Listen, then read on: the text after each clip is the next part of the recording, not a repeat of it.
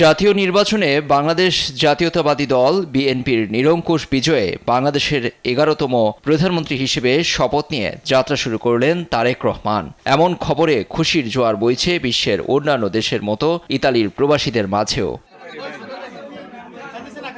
এ আনন্দে Italy BNP নেতৃবৃন্দ ছুটে যান রোমে অবস্থিত বাংলাদেশ দূতাবাসে। পরে উভয় পক্ষের এক মতবিনিময় সভা অনুষ্ঠিত হয়। আমাদের বিজয়ের উৎসব আমরা একসাথে করব, আনন্দ, কিন্তু আমাদের দায়িত্ব কিন্তু অনেক।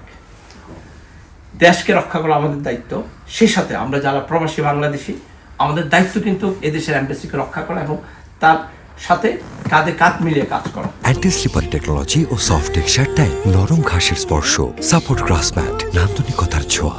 স্বেচ্ছাসেবক দলের পক্ষ থেকে আমাদের এই বিজয় উপলক্ষে বাংলাদেশের নতুন রাষ্ট্র গঠন হবে, খুব শীঘ্রই আমরা দেখতে পারবো। বিএনপির বিজয়ে ইতালি সরকারের পক্ষ থেকে প্রেরিত শুভেচ্ছা বার্তা পাঠ করে শোনানো হয়। পরে সংক্ষিপ্ত বক্তব্যে রাষ্ট্রদূত বিএনপির সরকার গঠনকে সাধুবাদ জানিয়ে প্রবাসীদের কল্যাণে দূতাবাস সবসময় কাজ করবে বলে আশ্বস্ত করেন। এই নির্বাচনের মাধ্যমে আমাদের জনগণের আশা আকাঙ্ক্ষার মতামতের প্রতিফলন হয়েছে। দূতাবাসগুলো এগুলো অ্যাপ্রিশিয়েট করেছে। আপনাদের সাহায্য সহযোগিতা পেলে আমরা আশা করি যে আমরা আরো ভালো কাজ করতে পারবো। মতবিনিময় সভায় ছিলেন রাষ্ট্রদূত এটিএম রকিবুল হক, প্রথম সচিব আল আমিন ও মারজুক ইসলাম।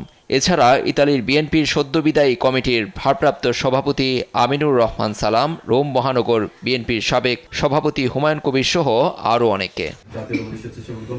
নিউজ ডেস্ক, দেশ টিভি।